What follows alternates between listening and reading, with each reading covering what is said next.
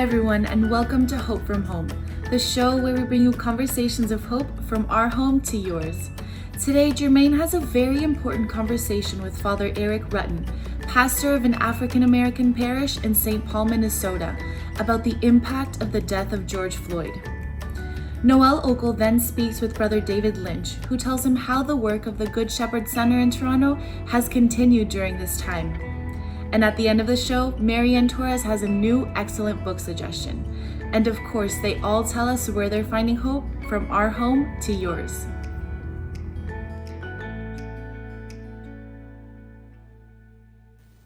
Good morning, Father Eric. Welcome to Hope from Home. Good morning. Glad to be with you. Really appreciate your time.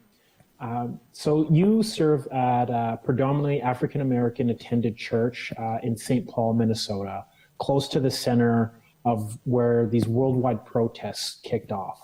I'd love to know, how are your congregants doing during this time? How are you doing during this time? And how's your city doing during this time?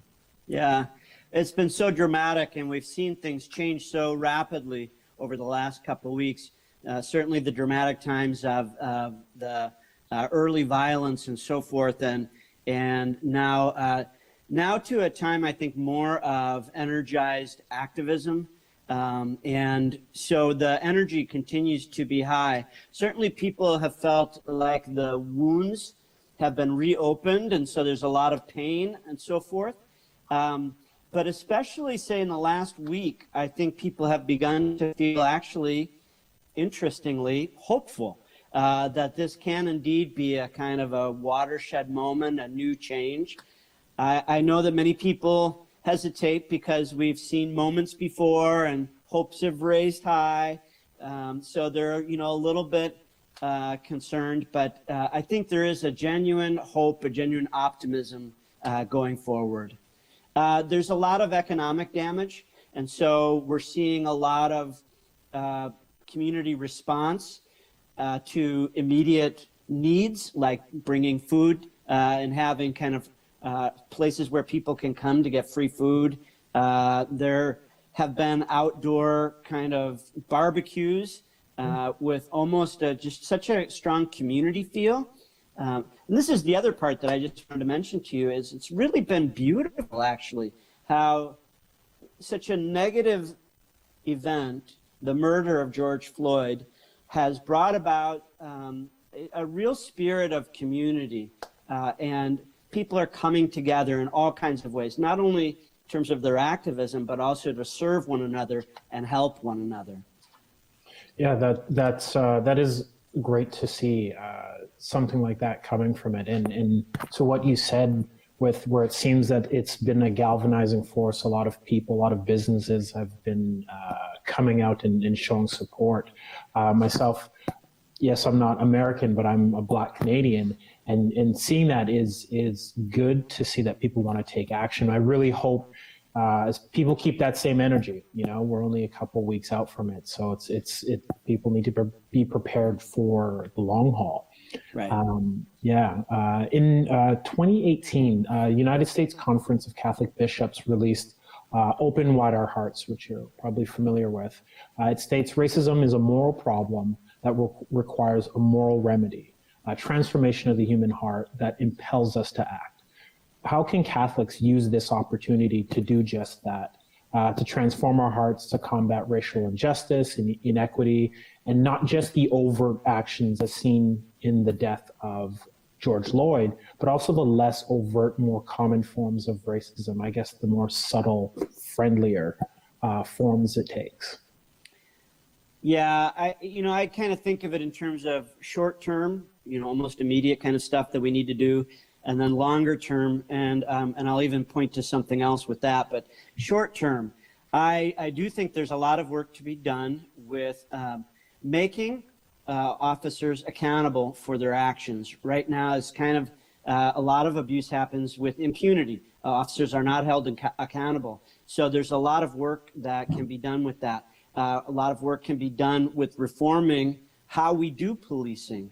So rather than so punitive and almost militaristic, such a strong call for a push to community policing, here in Minneapolis, our city council has come out saying they are wanting to really kind of get away from the police department as it is right now and refashion something that is really about community policing. So those are all the kind of short-term things.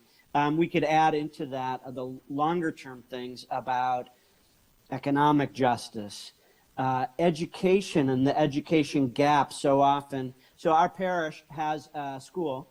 We're a predominantly black parish. We have a predominantly black school, and we see it as so important to raise these children, which is such a basic sense that they are beloved children of God and loved, and to give them all the skills that they need to succeed in this often unfair world, but to really give them the best start that we possibly can. So economics, education, and all kinds of other longer term projects that we could talk about for justice in society.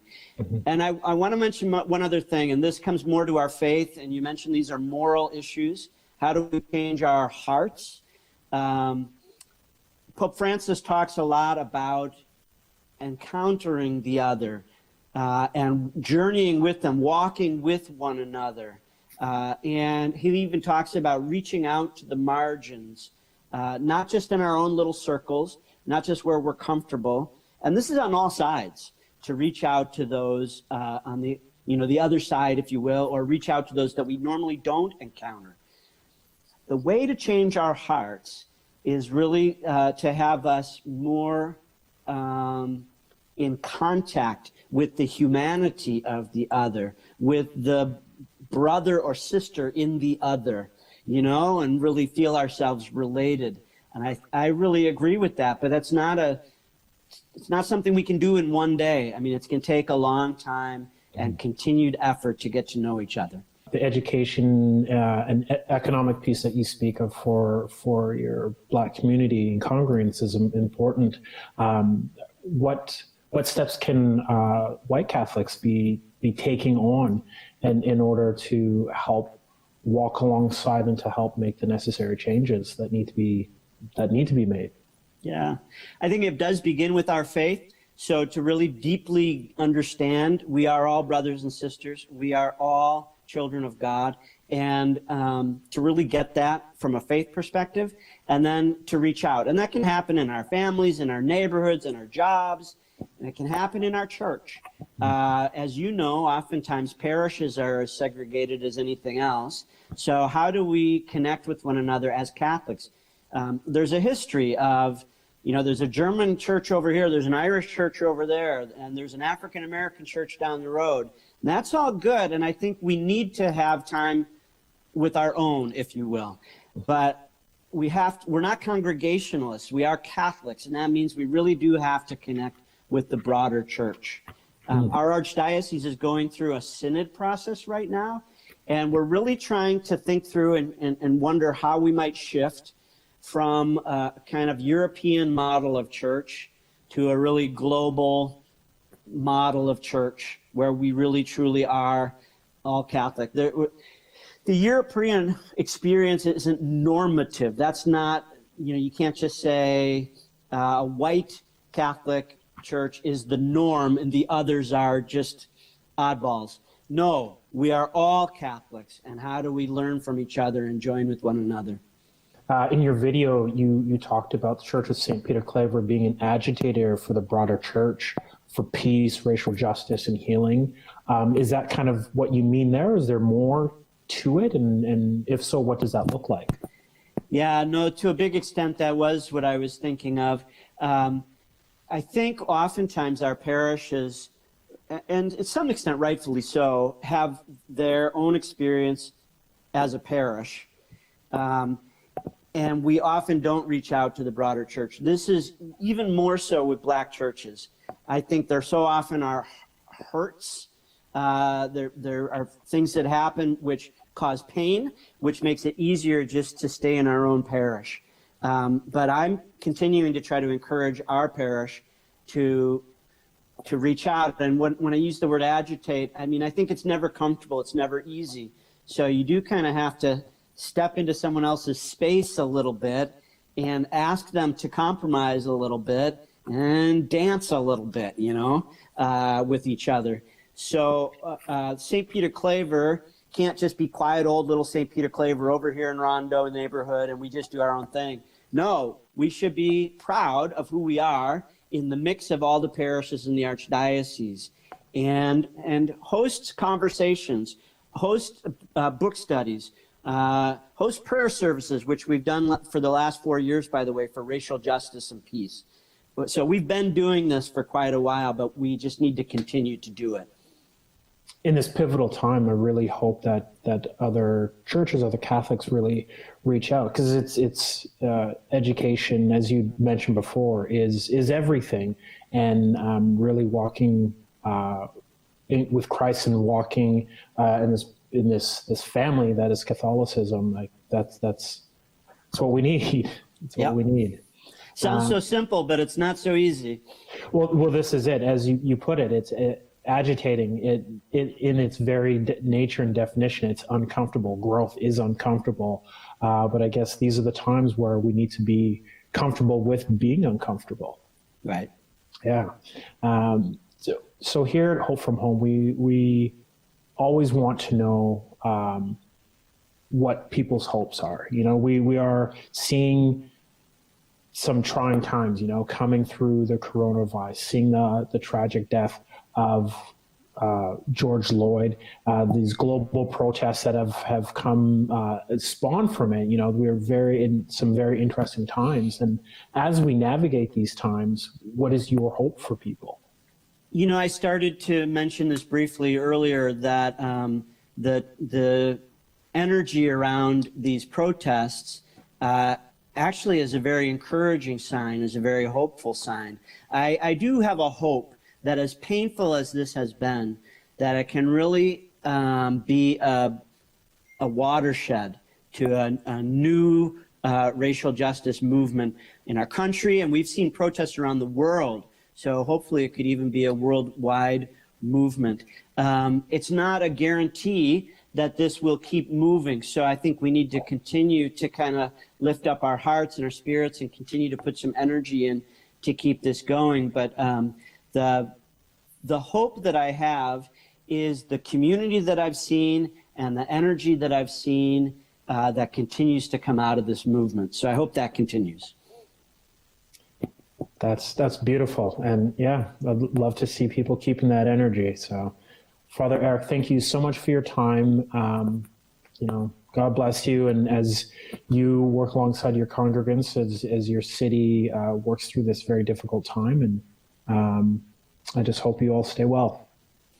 Thank you. We actually still have plywood boards up all over. So we're still, a little nervous, but so I guess what I'm asking for is keep us in your prayers, and we will likewise pray for you and for our world as we continue to move forward.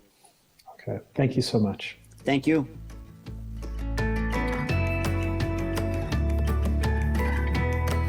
Hello, Brother David Lynch. Thanks so much for joining us on today's show. You're welcome, and thanks for the invite. Listen, as the executive director of the Good Shepherd Center here in Toronto, you and your team are literally on the front lines of this pandemic, serving the homeless. For our viewers around the world, I was hoping that maybe you can explain what the mission of the Good Shepherd is and how your team is coping. Well, our mission is to reach out to the most vulnerable in society. I belong to the Hospitaller Order of St. John of God, an international religious community, caring for the sick and vulnerable throughout the world.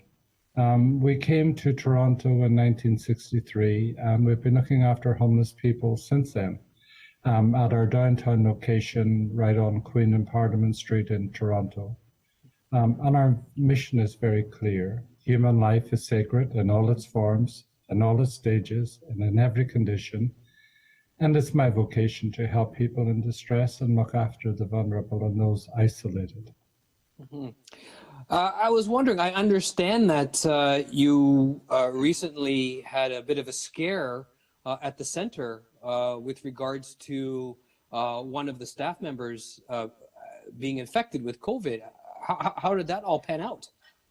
It started with we got a call from public health to say that someone who was tested prior to go to treatment, because we run an addictions program at the center, his test came back positive.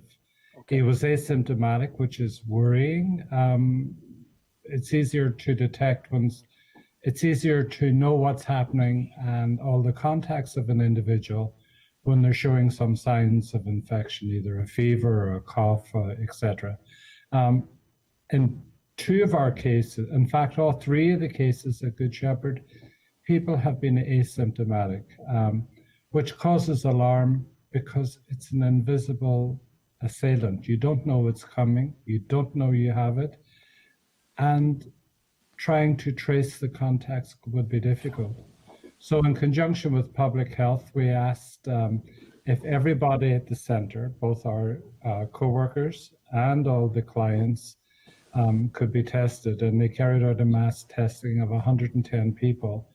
Thankfully, only one person tested positive, and that was the staff member, who again was asymptomatic.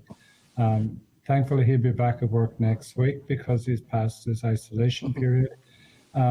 So we've been very blessed. We serve up to 1,000 takeaway meals every day. We accommodate 97 people overnight over 2 locations who are homeless, plus another 16 beds for very vulnerable people who are seniors with a history of homelessness, and for people who are HIV positive.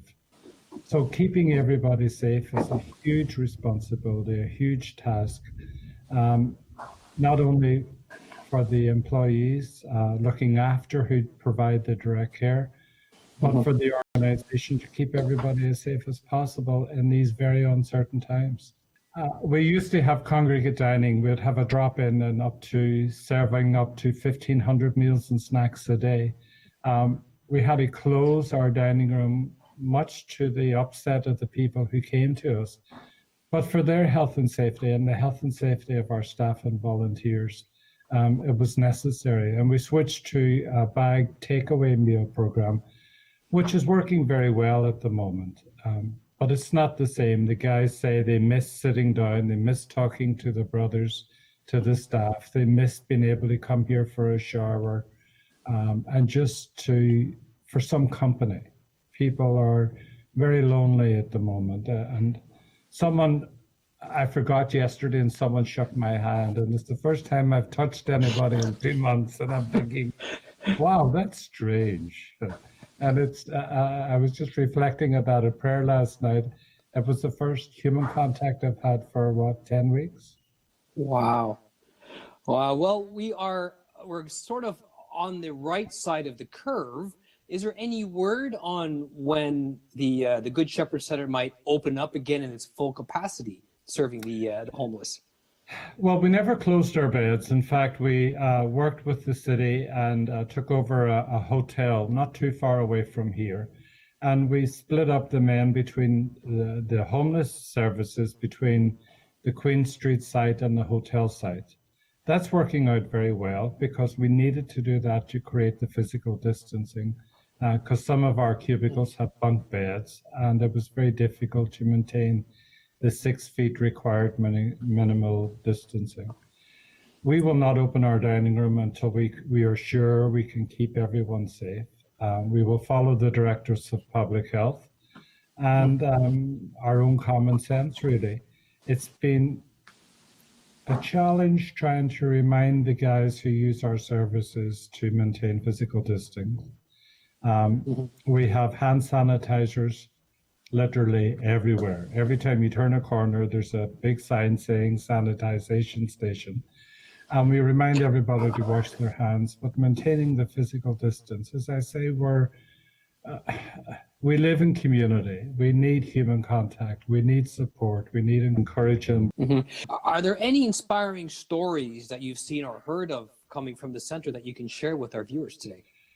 One of the things that struck me is the compassion and generosity of the people of Toronto.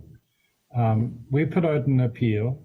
You can't stay home if you're homeless. You know, when you're homeless and you're so vulnerable and you're so marginalized, it's very difficult to get what you need, to keep your hands clean, to stay away from people, and just do the basic things of normal personal hygiene that we all take for granted every morning. And the people of Toronto really responded to our appeal for food and supplies, care packages with toothpaste and hair combs and toothbrushes, food coming in the front door and the back door on a daily basis, restaurants stepping up to the plate, making food for our staff and for our overnight guests. Even though we have a full-time kitchen, they've been flat out making sandwiches, because creating or preparing 1,000 takeaway meals every day is a big feat. It was easier when we had a congregate dining room. We knew what was on the menu. We prepared the food. The volunteers came and helped us serve it. It's very different now. And one of the things that really impresses me, and I thank God for every day, is the generosity of people. For those who can't make sandwiches, they send donations. Just a simple phone call. We got a postcard in the mail. Thank you for remaining loyal to the homeless. And speaking of support and help, where can people go if they would like to make a donation or support the Good Shepherd Center? Well, our website's very current, goodshepherd.ca. Okay. Our Twitter feeds and our Instagram and our Facebook and whatever else that's out there, we're on it, spreading the message of the care for the homeless. Yeah. But the quickest and easiest way is goodshepherd.ca, SHEPHERD.ca. Okay. Our prayers and thoughts are for you and all the folks at the Good Shepherd doing the work you're doing. Thank you. You know, it's a privilege. It sounds pious, and I don't mean to be a little pious. It's really a privilege to serve these people. They're very grateful for what little that we can do for them. And whenever they're having a bad day, it's encouraging we're able to at least to respond to their immediate need in this time of crisis. Our work has curtailed considerably with the one-on-one and our outreach work, just to keep our staff safe, but what little we continue to do is well received. Thank you. Thank you so much, Brother David. Keep safe. Thank you, and you. God bless. Okay, you too. Bye-bye. Thank you. Bye-bye.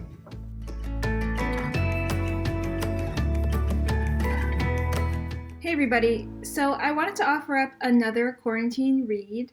This is a book that I actually read in quarantine. So when I say that it's a really great book for these times, I really mean it.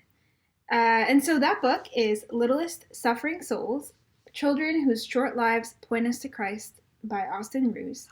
And this book essentially covers the stories of 7 children who suffered greatly, physically greatly during their lives, whether that was through cancer, through diseases, through disfigurements, and yet they still had a beautiful and profound love for God, an unending, almost supernatural love for God. And so this book is just filled with so many accounts and testimonies of who they were and the things they said and the things that they did during their short lives. In each of the cases, they ended up inspiring even adults to turn to God, whether it was their family members, their friends, doctors and nurses, even strangers ended up turning to God because of encountering them and seeing the love they had for God. And so you really get to see what their lives are all about, and the faith that they exhibited even in the roughest, toughest moments. I would say their faith, and I mean it's undisputable, their faith was so beyond their years, just so far beyond anything they could have learned in their short years on earth. The things they said surprised so many parents and caregivers. There's actually one story of one of the mothers of the children, who was desperate to find out who had been teaching her daughter the things that she was saying out loud and the convictions she was having, because the family was non-practicing themselves and the daughter wasn't even old enough to read yet. And she was like, who is teaching my daughter? Like, where is she getting these things from? And so that just goes to show like how beyond, their years of faith was. And so it's really beautiful and inspiring in that way. I would say that the book is a fantastic read for this time, for quarantine. And the reason I say that is because it's a great reminder of how big life is, how small suffering is in the grand scheme of life and of eternal life. Within this pandemic, like each of us is suffering in a different way to some extent or another. And it's good to kind of have a new perspective on that and to be humbled, really to be humbled. So I think I really needed it. I really needed that reminder. And I think that if you read it at this time, it's going to be really uplifting and really, really helpful.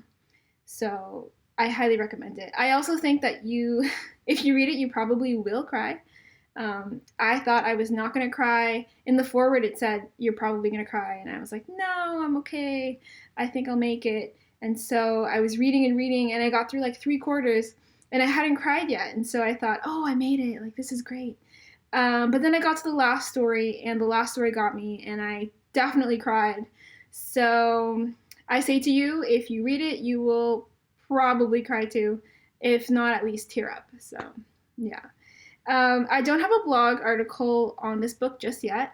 I really want to write one though, just because I love the book so much. And I want to keep like talking about it and sharing about it. So hopefully soon enough, there's a blog post on the Salt and Light website. Keep an eye out for that and I'll try to get around to it super soon. And yeah, if you have any book recommendations for me, please let me know in the comments. I'll be sure to look out for them too. And who knows, maybe I'll be reviewing your book or recommending your book on the show next time. Who knows? Let me know. And ultimately, I really wish you happy reading. Hopefully you do read this book. And thank you for watching. Thank you so much. God bless.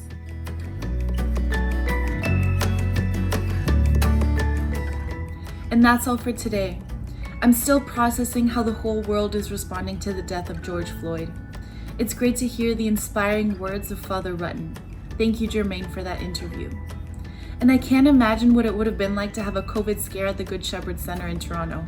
It's so good to hear that they're able to continue serving homeless men. Also, thank you, Marie Anne, for another great book suggestion. I look forward to picking up Littlest Suffering Souls. Sounds like it would be great inspiration. What books have you been reading during this time?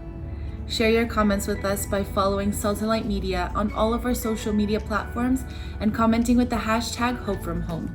If you miss any part of the program and you'd like to watch it again, you can always visit our website, saltandlighttv.org/HopeFromHome. We hope that these stories inspire you to stay positive and remind you that we're all still connected through hope.